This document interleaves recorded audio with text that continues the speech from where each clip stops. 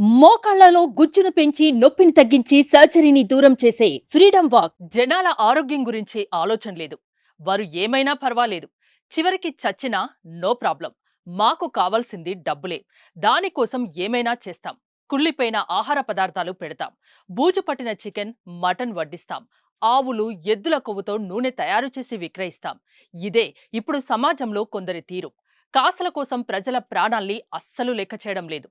అన్నీ కల్తీయే. చిన్న పిల్లలు తాగే పాల నుంచి నీటి వరకు ప్రతి దాంట్లోనూ డూప్లికేట్.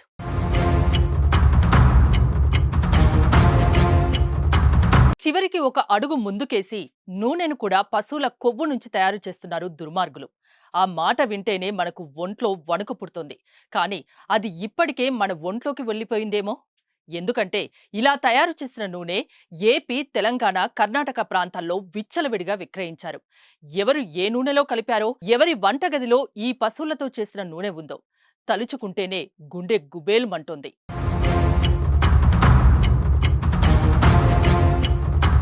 పశువుల కొవ్వుతో నూనె తయారు చేసిన ముఠాలు ఇప్పటికే ఎన్నో పట్టుబడ్డా ఇంకా కుప్పలు తెప్పలుగా ఉన్నాయి. ఇప్పుడు జోగులాంబ గద్వాల జిల్లాలో కొత్త ముఠా బయటపడింది. ఊరికి దూరంగా ఒక గుడిసెలో పశువుల కొవ్వుతో నూనె తయారు చేసి స్థానికంగా విక్రయిస్తున్నారు.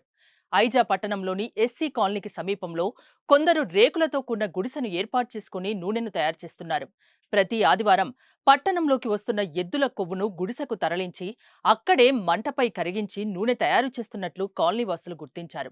స్థానికంగా విక్రయించడంతో పాటు నాగల్దిన్నె వంతెన మీదుగా ఏపీ, కర్ణాటక ప్రాంతాలకు తరలించి సొమ్ము చేసుకుంటున్నారు. గుడిసెలో నుంచి దుర్వాసన వస్తుండటంతో గ్రహించిన కాలనీవాసులు పోలీసులకు సమాచారం అందించడంతో వారు చేస్తున్న పాపం లోకానికి తెలిసింది.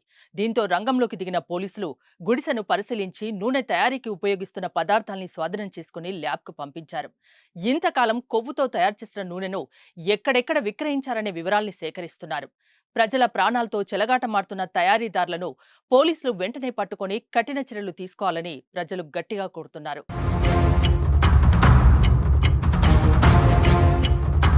మనం ఎంత సంపాదించినా ఆరోగ్యం ఉంటేనే జీవితం. అలాంటి ఆరోగ్యాన్ని ఇలాంటి కల్తీ రాయుళ్లు పాడు చేస్తున్నారు. ఇటీవల తెలంగాణలో ఫుడ్ సేఫ్టీ అధికారులు చేపట్టిన తనిఖీల్లో బయటపడ్డ దారుణాలు చూశారు. వారి అరాచకాలు ఏ రేంజ్లో బయటపడ్డాయో విన్నాం. ప్రతి రెస్టారెంట్లోనూ కుళ్ళిపోయిన బూజుపట్టిన ఆహార పదార్థాలే. వాటిని మనకు వడ్డించి ఆరోగ్యంతో చెలగాటమాడుతున్నారు. వారికి తోడు ఈ కల్తీ రాయుళ్లు. ఇంకా ఏది తినాలన్నా, తాగాలన్నా భయపడే పరిస్థితి నెలకొంది. అందుకే ప్రస్తుత పరిస్థితుల్లో ఏదైనా కొని తినే ముందు 1కి 2 సార్లు ఆలోచించాలి. లేకపోతే అనారోగ్యంతో బెడ్డెక్కాల్సిందే. So be careful.